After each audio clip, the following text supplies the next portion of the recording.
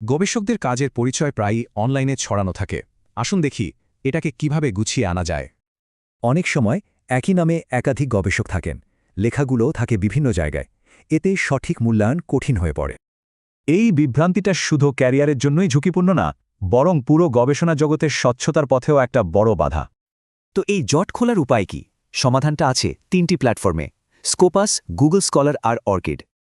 Scopus দেয় verified data, Google scholar দেয় পরিচিতি, আর অর্কিড দেয় একটা স্থায়ী পরিচয়।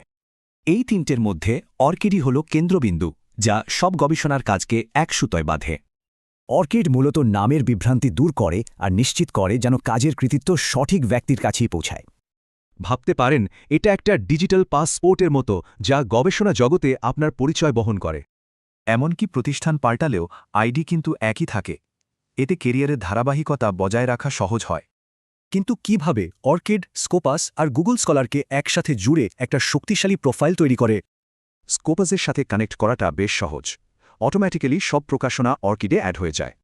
এই সহজ কয়েকটা ধাপ ফলো করলেই স্কোপাস প্রোফাইল অর্কিডের সাথে যুক্ত হয়ে যাবে। ব্যাস। গুগল স্কলারের ব্যাপারটা কিন্তু একটু অন্যরকম। এর সাথে সরাসরি কানেক্ট করার কোনো অপশন নেই।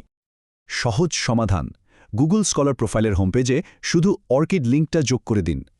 মূল পার্থক্যটা হল স্কোপাস ডেটা পাঠায় আর গুগল স্কলার পরিচয় যাচাই করতে সাহায্য করে।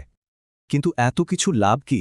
আসলে এতে কাজের স্বীকৃতি, মূল্যায়ন আর ফান্ডিং পাওয়ার সুযোগ বেড়ে যায়। ফলাফলটা কি?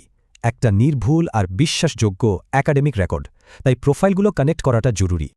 মানে লেখক থেকে পাঠক পর্যন্ত সবাই এর থেকে উপকৃত হয়, পুরো কমিউনিটি একসাথে এগিয়ে যায়। এভাবেই ছড়ানো ছিটানো তথ্যগুলো মিলে একটা শক্তিশালী ডিজিটাল সিভি তৈরি হয়ে যায়। অর্কিড এখানে হাবের মতো কাজ করে, আর স্কোপাস ও স্কলার হলো এর স্পোক।